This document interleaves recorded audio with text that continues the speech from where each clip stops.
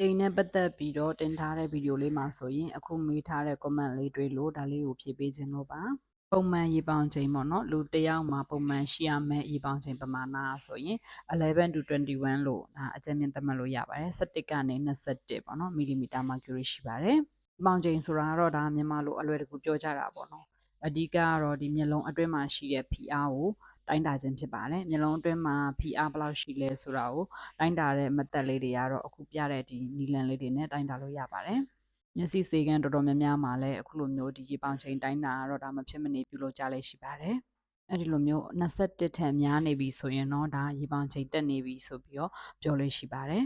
ရေတိမ်မဟုတ်သေးဘဲနဲ့ပေါ့နော်ပုံမှန်လူကရောရေပေါင်ချိန်တက်နိုင်လားဆိုတက်နိုင်တဲ့အခြေအနေတွေလည်းအများကြီးရှိပါတယ်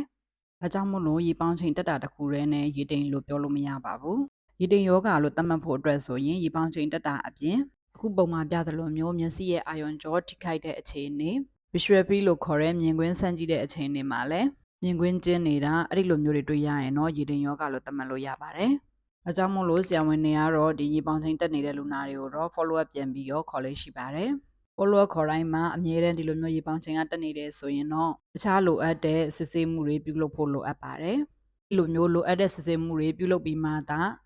ရေပေါင်ချိန်ကြာစေးပေးမယ်မပေးမယ်ကိုဆရာဝန်ကဆုံးဖြတ်ပေးတာဖြစ်ပါတယ်။